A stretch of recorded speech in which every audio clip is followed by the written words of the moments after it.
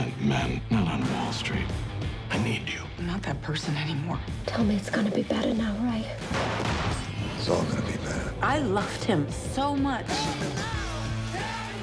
Why does this shit always happen to us? Virginia, I love you. The music is good, and you meet some great people.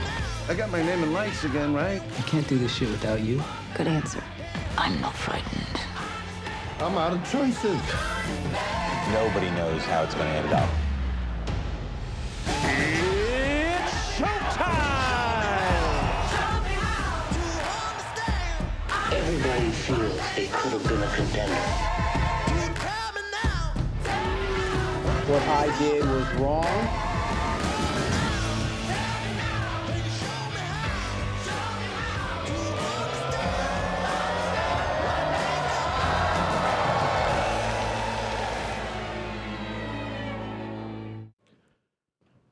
Am I on? Hello. So they wanted me to be all TED conference-y here and like walk back and forth a lot and not give me a teleprompter, so I brought my own. It's a great app. So you'll see me looking at this from time to time. I think I can do it. Okay, from a high-stakes, modern gunslinging world of hedge funds and billions to the shameless Gallagher family on the wrong side of Chicago, the raucous hilarity of House of Lies, and the monster mashup of Penny Dreadful's Victorian London, we tell stories. The tortured Ray Donovan, tough guy, the exploits of the CIA's Carrie Matheson and Saul Berenson in the CIA, and the stories of marriage and infidelity in the affair, we tell stories. But to be fair, it's the writers, directors, and actors who tell the stories. But as marketers, we take the heart of those stories, that evolves into strategic positioning that ultimately lands in the advertising arena across all platforms, including digital, obviously. Traditionally, those efforts would build towards a premiere on our linear network, like you see Dexter here. And then there'd probably be some supplemental marketing from our distributor partners, very important stuff that's intended to drive subscriptions to telco, satco, and cable subscriptions. And without a doubt, that's a powerful engine of revenue that remains, and it's part of the TV Everywhere universe if you take it literally. But everything's changing, and we rely on, we're listening to the audiences to tell us what the future is going to be. So I think it's worthwhile taking a look back at our evolution and where we are today. In 2002, arguably when we began to contemplate what viewers really wanted, we launched the on-demand platform. 2006, Dexter hit the network with 96 episodes and 7 seasons. And let's see, in 2010, we launched Showtime Anytime, our authenticated platform for subscribers who had a traditional subscription. That was quickly followed by Homeland, then Ray Donovan, and then finally, in July of 2015, we launched Showtime over the internet. So, sorry. Okay. All right. Just through our base business, this is not working out quite the way we intended. Just through our base business, we have 24 million subscribers. We're approaching 24 million subscribers, and that results in 24 million subscribers we've doubled in the last 10 years, adding about 1 million subscribers a year. And as I said, that remains an important part of our revenue. Thank you. Thank you. Okay, back to the launch of, we got to move the slides ahead a little bit. Back to the launch of Showtime, Showtime over the internet. Starting in July of 2015, it was available on Apple, Roku, Apple devices. You can keep going. Apple devices. And then on December 8th of 2015, we launched on Amazon Prime. For the first time, we've had a direct relationship with our customers. We can see what they're watching, when they're watching, what devices they're watching, and how engaged they are with our programming. And we're able to hear more clearly what they were saying to us, but it took some doing to get there, to identify the listening posts, and to get to a place where we could listen carefully to hear the stories that our potential subscribers and our new subscribers were telling us.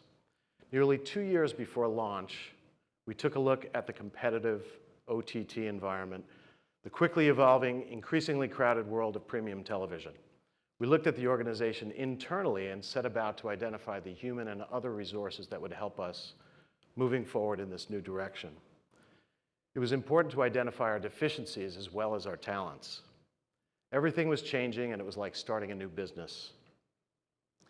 How could we address the increased needs of customer service when that had always traditionally been the job of distributors, the dual needs of program promotion and subscriber acquisition, and do so in a way that spoke to the specific needs of this new audience that we were developing? And who were they?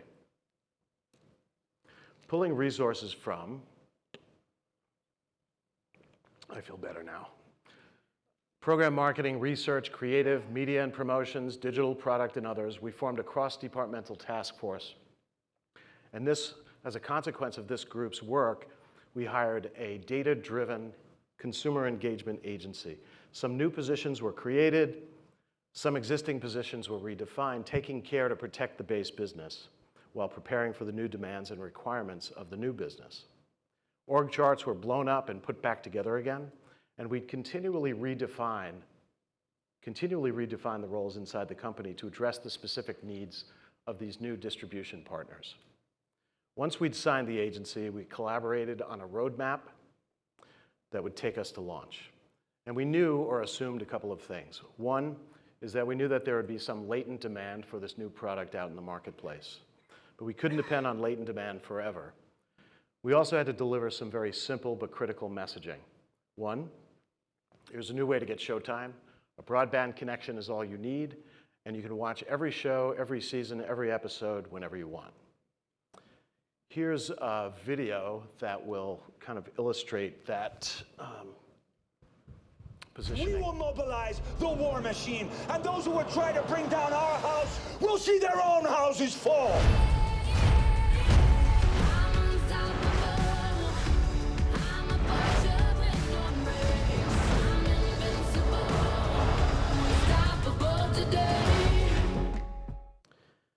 Yeah, so this messaging was carried across all media with a heavy emphasis on digital, and we refined the positioning as we began to acquire subscribers during the initial trial phase with a slightly greater emphasis on the programming and its importance. Again, all this great programming, movies, sports, documentaries, and series, and I'll show you an example of how that evolved a little bit later. Before significant paid subscriber data was available, we gathered information from the initial trial cohort from July of 2015 and began to determine the subscriber propensity by segment. That's the who are they question. And after a robust quantitative and qualitative research study based on surveys and other kinds of research, we began on the theory that we were crawling. We'd soon be getting to the walking and the crawling and walking stages. And not incidentally, there would be an ongoing knowledge transfer between us and the consumer engagement agency that would benefit all of us. And that knowledge transfer began to inform what the future of the organization would look like. As we discovered these untold stories, the study informed the creative messaging and the media targeting for both the initial and later stages of the launch. We had a starting point for building a targeting architecture for search, digital display, and paid social, itself a useful platform for study. Every step we took was an incremental move toward greater knowledge and more efficiency that prepared us for the next step. Here's some of what we found. I've got a lot of information here, so I'm going to try to go quickly. Looking at a pool of about 100 million subscribers, including our own 24 million Showtime subscribers, it became clear to us that to focus broadly on any group or groups commonly known as cord nevers or cord shavers or cord cutters was a deficient oversimplification. Useful, yes, but complete and accurate as a strategic direction, no. Because there were many aspects of differentiated behavior and attitudes within these groups. We found the cutters, we found the nevers, but we also found the basic onlys and the premium subs, those with at least one premium subscription or a history of having had one. We didn't want to overlook any profiles that we thought would be helpful later. The task was now to identify the most basic, attractive consumer to the target based on their lifetime value, propensity, the ability to reach and convert. And we called them strategic segments. Further refinement led to the definition of engagement segments where we could address the individual behaviors, triggers, needs, and drivers with tailored messaging and offers. Now, without getting too deeply into the weeds here, what this process did for us ultimately was reduce this large pool into segments that we could manage effectively. Survey response data, variance comparisons, lookalike identification, and finally segment selection. We were separating the groups again, identifying the most attractive consumer to target based on their likelihood to subscribe and to stick around for a while. They were calling out to us and all we had to do was listen. We looked at demographics, media consumption, binging behavior, device use and ownership, programming familiarity, social media usage, and other factors to aid us in our discovery. What we also found were more than a dozen distinct groups. At least half of those were discarded later, and I'll explain. And remember, we started with 100 million households at the outset. The people who didn't express interest were either not interested at all in television, let alone cable and streaming, and others for whom the value proposition for almost any service, traditional or streaming, was unattractive. And then there were others who just rejected modern binge culture altogether or reported a distaste for contemporary entertainment. Those who survived became the subject of our focus, intensive focus. Among that group were the highly connected, the social media lovers, the highly educated, those with at least some history of premium purchase, the highly compensated, older wannabe influencers, password thieves, change embracers. We wanted to talk to all of them. They came from all over the initial segments and they were demographically diverse. We further identified similarities across the surviving group and packaged them into 3 very manageable segments. Factors like digital nativity, messaging receptiveness, cultural relevance, entertainment enthusiasm. We simply focused on the most important aspects to our business. And they represent about 40 million households. The first group has high awareness of Showtime, HBO, Netflix, and Amazon Prime. They'll use Waze to get where they're going, and they may do a little banking on the way. They know how to get what they want to watch no matter where they are or when they want it. The second group may be a little younger, might be sharing passwords, may not be quite ready to settle down, but they've demonstrated affection for our programming. The problem we have is that they don't pay for it. They may love us, but they haven't reached into their wallets just yet. They could be targeted later, maybe not now, maybe opportunistically. We might be able to convert them.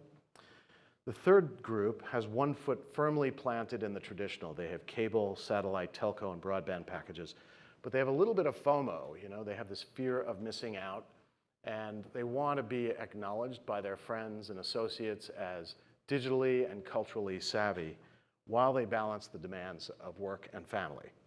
So what's next? We've identified our prime targets. Now we want to create or tune up our marketing automation. And this is the path that we took at Showtime. You know, this was a brand new business for us. We identified all of the data sources, pull them together into middleware platform where we can level transactional, consumer, programming, and viewership data, the tales our viewers are telling us, into something understandable that will allow us to precisely reach them with the right message at the right time. We partner with the agency, we align them with our own analytics team, which has representation cross-departmentally in our company. And here's an example of how we shifted the messaging emphasis to highlight programming, which we found to be a key subdriver, but we also retained a powerful call to action and wanted strong attribution to the network. So that's another video. You know that feeling when you realize that you're dreaming?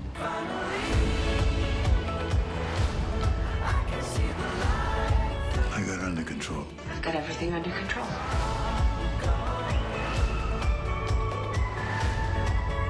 both be hunting.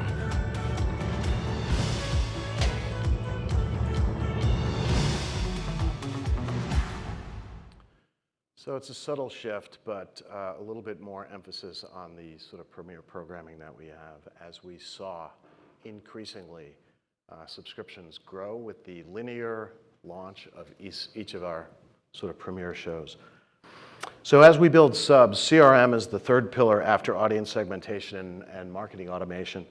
And even now within our ecosystem, we continue to redefine audiences by their behavior, still listening to what they tell us. It becomes a continuous feedback loop to increase trials, push conversion, reduce churn, encourage broader viewing, and increase retention. And we do guide subscribers through whatever path they choose to take to Showtime. We're there for them no matter what way they choose to watch, using the social, email, search, and other tools that we've improved because we keep our ears and our eyes open. And that's a never-ending story. Thank you.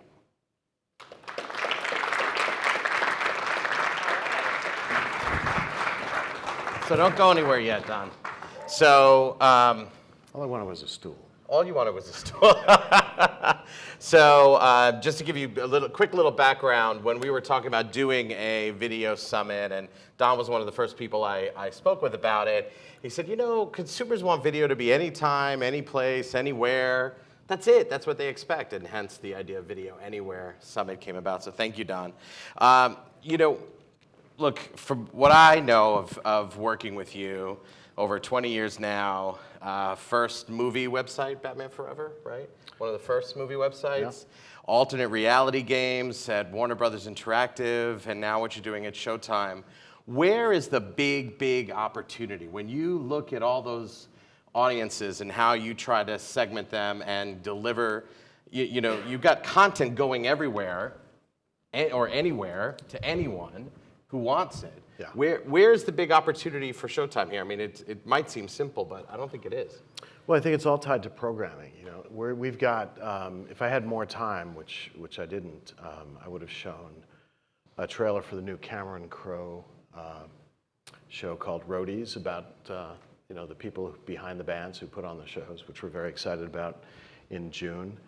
Increasingly, for us, you know, we're bridging both worlds. We have to remember, and I mentioned it in the presentation, that the traditional side of our business is still a huge revenue driver, and we cannot forget that.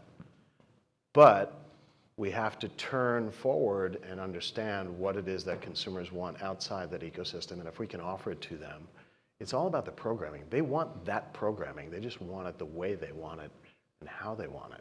So we're in a very good place. If you look at our shows, you look at Homeland, you look at Ray Donovan, look at Shameless, look at The Affair, they are deeply affecting stories. They're relevant. They're culturally relevant. People are connecting with them. It's still got the water cooler effect. Whether you watch on replay, whether you watch on the new Showtime over the internet platform, people still love the shows, and we just need to make more of them. So you're starting from this idea of great content is where you need to begin with, and then making it as accessible as possible for your audience. Yeah, I mean, you know, one of the executive producer of Roadies is J.J. Abrams. Not bad, right? You know J.J.? I've heard him.